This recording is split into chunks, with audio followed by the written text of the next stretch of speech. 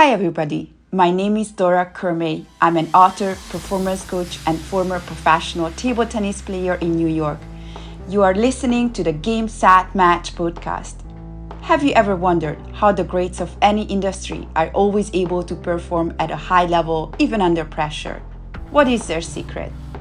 In this episode of Game Sat Match, we will talk about one of the chapters of my latest book, My Stories of Mental Toughness on and off the Table, how deep breathing can help you remain calm and handle stress. Again, Dora's here joining us. It's exciting to have her back here. You have many accolades.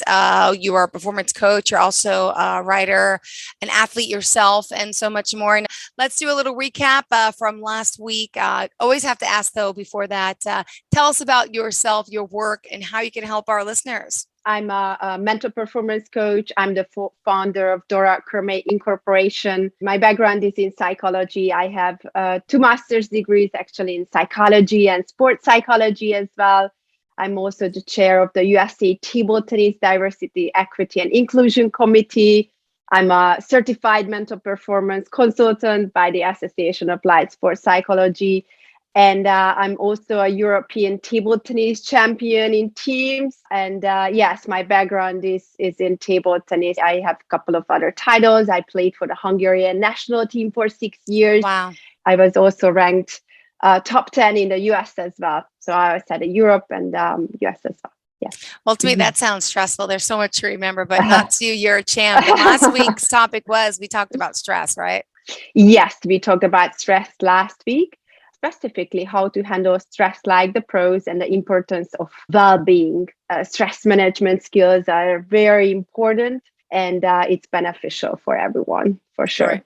Well, could you tell me a little about the stories of mental toughness in a sense on and off the table, your book, and what the book is about, and talk about why you wrote the book, and give us some insight there about your own personal stories as well. Would be great to hear. So I'm also an author and I published a couple of books. First one was Get Your Game Face On. The second one is Get Your Game Face On Like the Pros. And the third one is My Stories of Mental Toughness on and off the Table, which is the latest book.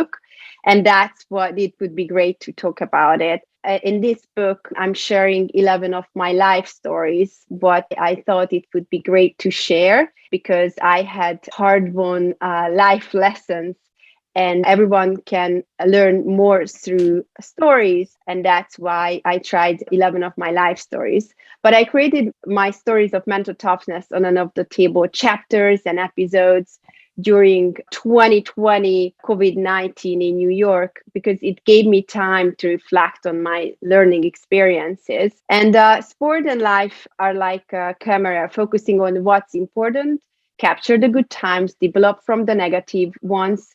And if things don't work out, just take another shot. And creating these chapters and video episodes made me recall some of my most critical learning experiences during my life and reminded me of my inner strengths. I tied the stories back to the theories that I learned about as a young competitive player, theories that I have used in my whole life and that I taught to successful athletes and professionals. And mental toughness is a psychological edge that helps you to cope better during competition, training, and life, to be more consistent, focused, confident, and ultimately better than your opponents under pressure. Mental toughness also allows you to bounce back quickly after challenges and setbacks. A believer that skills can be improved, such as also mental toughness as well.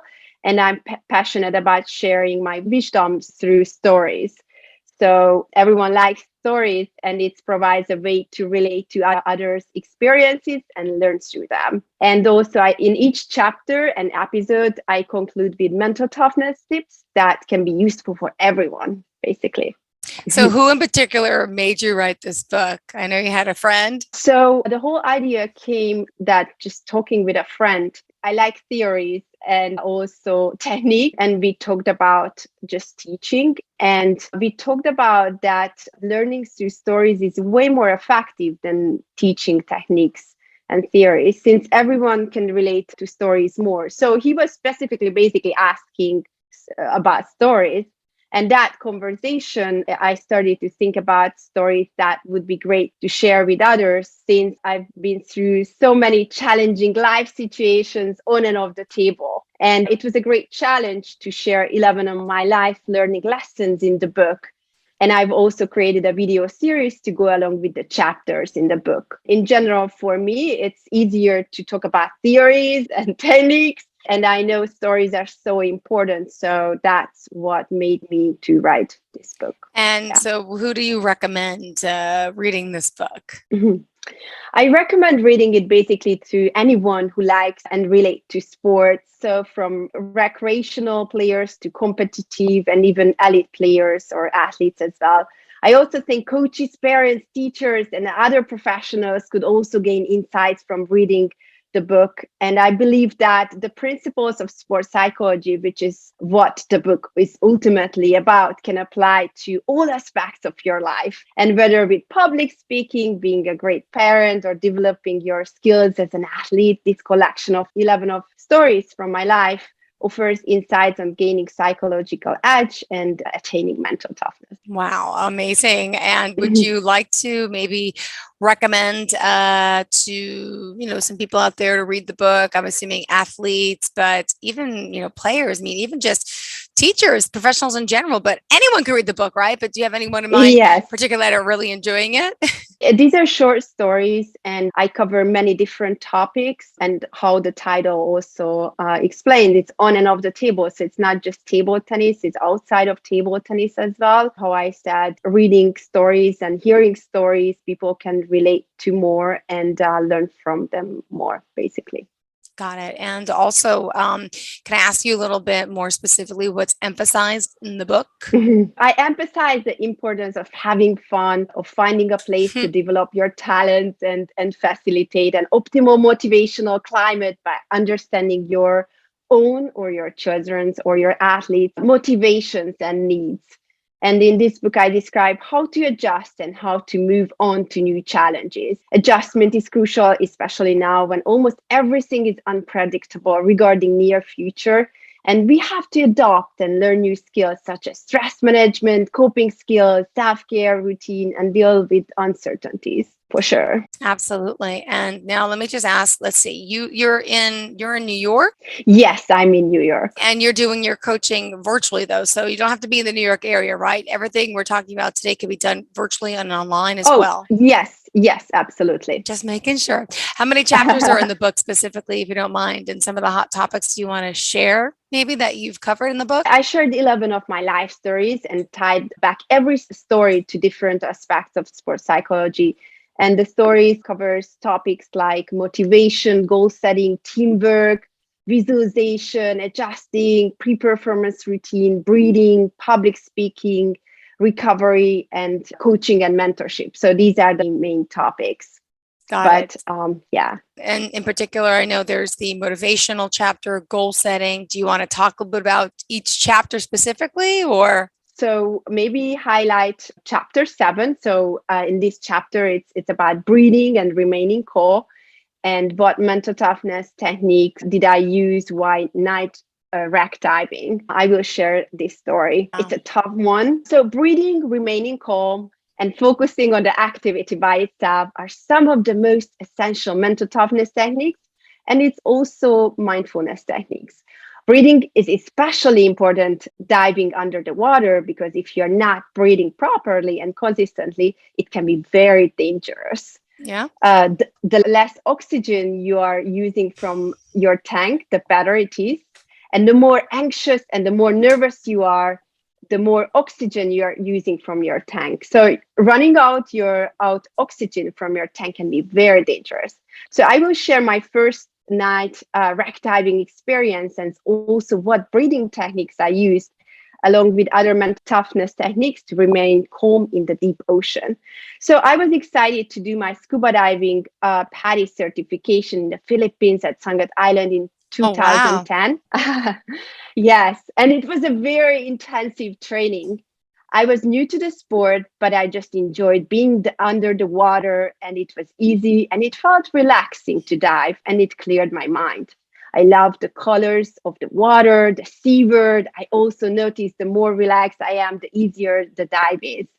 And after a couple of days of intensive training, the more advanced divers, three of them, were leaving for a night wreck diving event, and I decided to join them after they invited me to participate. I was kind of nervous and excited at the same time, and we were going down in the boat. Divers started joking about how the sharks will come and how they would eat us. I was trying to smile about it, but I was also thinking that maybe it's not the best mental preparation for my first night diving experience. So that was, yes, it was a little scary that time. So we arrived at the jump out point and got out from the boat into the water. And when I started going down, it was dark and different from the day diving. I was just focusing on my breathing. And I even remember the water started going through my max, so I had to stop and adjust it. I began to get nervous. It was not a good start. And everything was dark, and I could only see the light that the main diver was holding in his hand. I didn't feel as comfortable as I had during day dives. I just focused on keeping my breath consistent. I had all of this at the back of my mind as we went towards the bottom.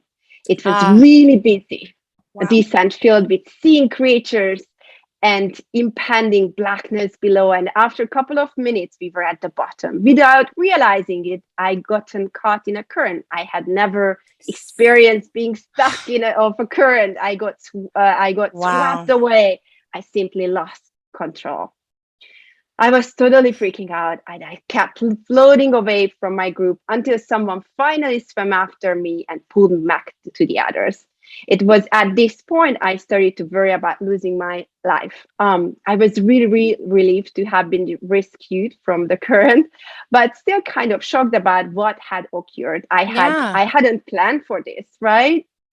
So the setting also increased my fears. It was really dark. So the dark that you could not read people's faces because you could barely see beyond.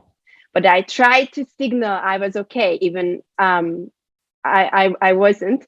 And my eyes got really big, and I knew I started panicking. It would be, if I would start panicking, it would be extremely dangerous.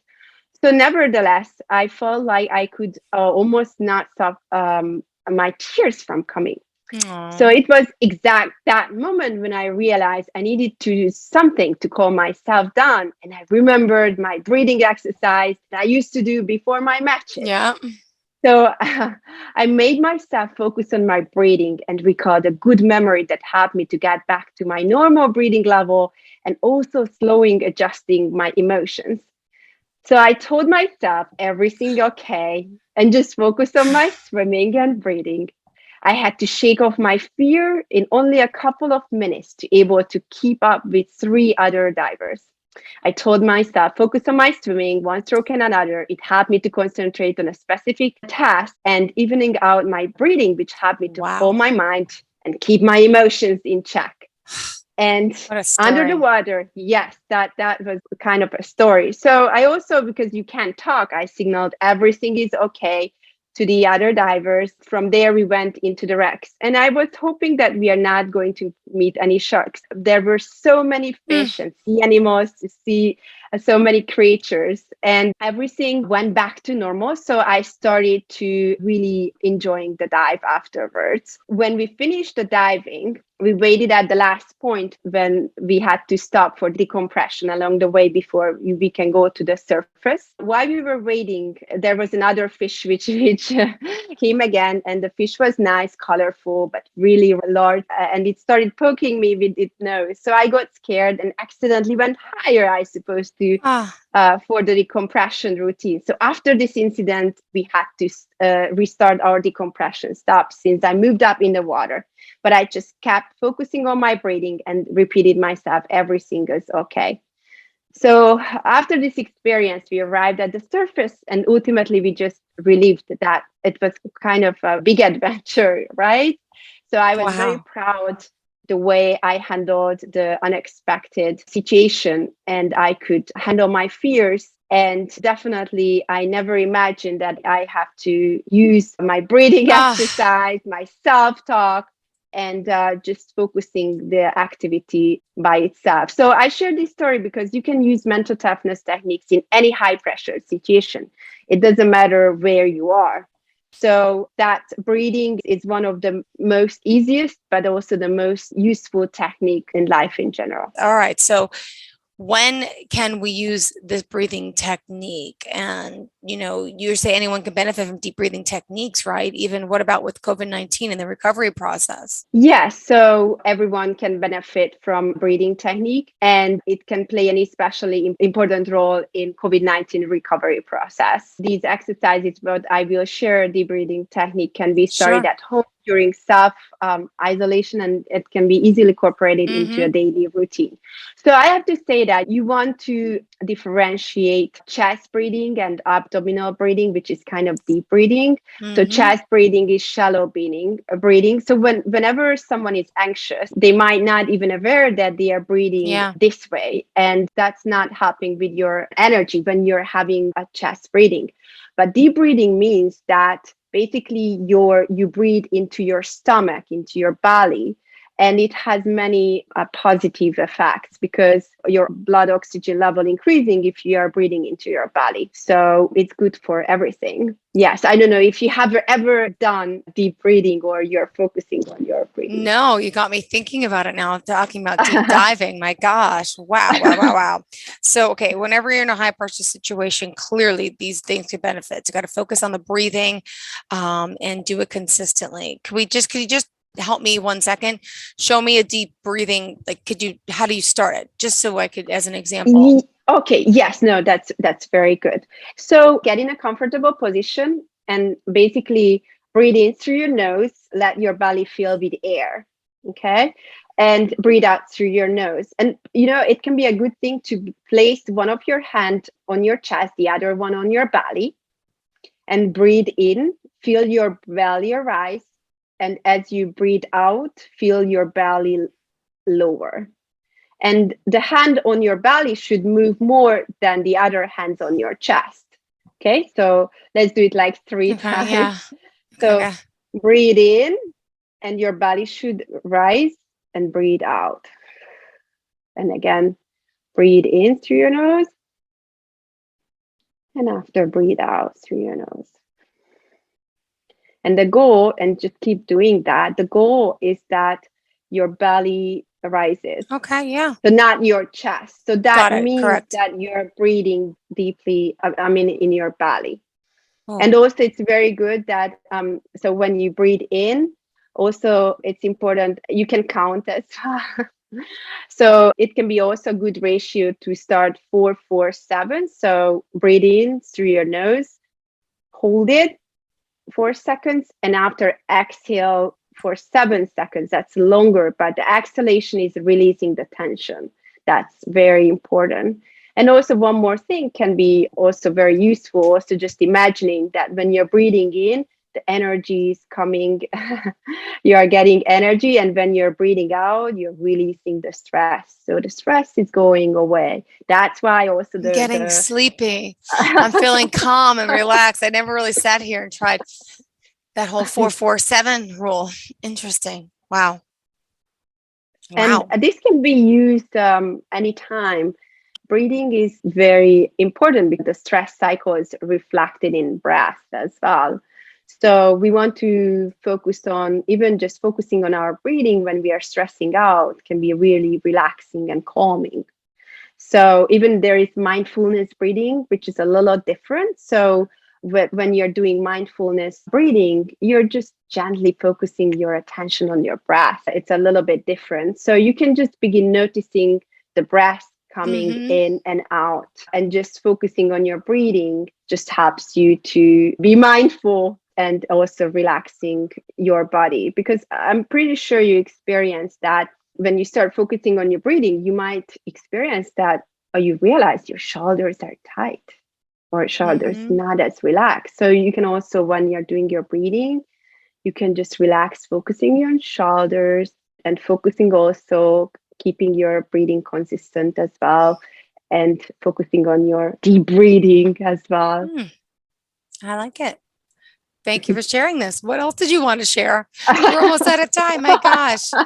About paying attention to breath. So yes, quickly. yes. Mm-hmm. Yes, breathing is super important. Many people don't realize that they already have some tools that you can apply in everyday life. And one of them is breathing. So that's why I also wanted to share this experience. I know this story was a little extreme, and that was actually the most extreme situation in the book. But for me, diving is very relaxing. So in general, I mean, everyone is different, but you can just also focus on your breathing and you relax. So, but of course, you can do the same one in the surface as well, because you're on the surface. And I recommend anyone, whenever you're feeling stressed out, you can just start focusing on your breathing and noticing how you are breathing. Okay. That can be a first step. All right. And doing deep breathing exercises in the morning and daytime and nighttime, just doing a couple of circles of deep breathing can be very, very helpful. Okay. And lastly, maybe I can also share that. So, and if anyone would like to work with me on how to handle stress better or work at home, I can help with that. And I can teach mindfulness exercises such as deep breathing and identifying stressors, resources, also journaling and helping clients. So I also have clients to reframe the situations in a different way. We talked about that last time, right? Mm-hmm. And how you pointed out, yes, I work online. So I'm in New York, but I work through Zoom and online. So anyone can reach me out. And tell us the website one more time. My website is www.dorakurimay.com. My email address is dora@dorakurimay.com. And my phone number is 347-849-1563. And also my book's also available on my website as well as on Amazon. Great. Well, thank you for being here, for joining us, enlightening us again. Looking forward to next week. I hope you got a lot of value from this episode. Thank you for listening. I have included a link in the description below where you can get a free copy of my high performance ebooks to help you to take your performance to the next level.